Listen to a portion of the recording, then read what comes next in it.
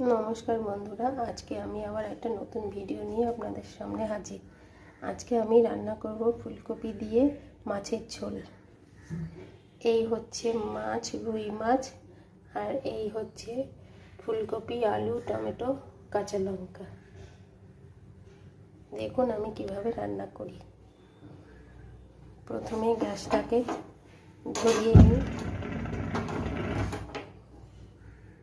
গ্যাসটাকে ধরিয়ে নিলাম। এরপর আমি মাছে দিয়ে দেবো নুন হলুদ। মাছে দিয়েছি নুন হলুদ। আমি মাছের নুন হলুদটা মাখিয়ে নিই।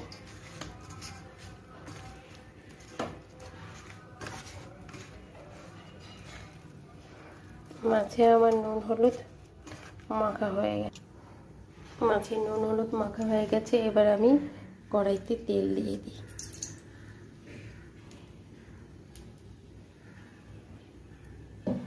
যতক্ষণ তেল গরম হোক। কড়াইয়ের তেল আমার গরম হয়ে গেছে।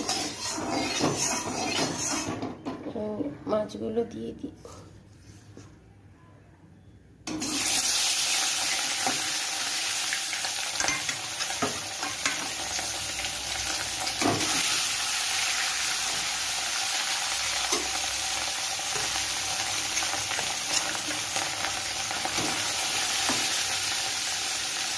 মাছগুলো ভেজে নেব। আমার মাছ ভাজা হয়ে গেছে। এই মাছগুলোকে তুলে নিই।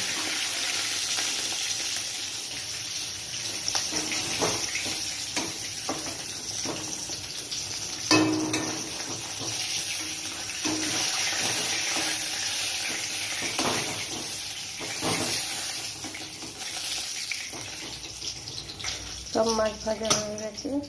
এবার আমি এই তেলেই ফোড়ন দিয়ে দেব গোটা জিরে, তেজপাতা আর শুকনো লঙ্কা।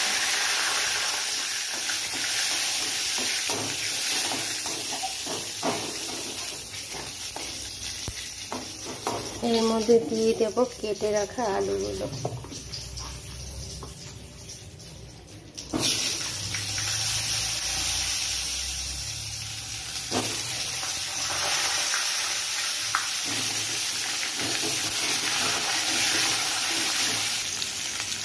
আলুগুলো ভাজা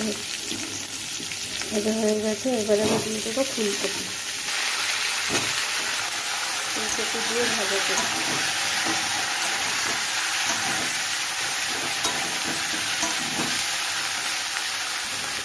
দিয়ে দেবো লবণ আর হলুদ।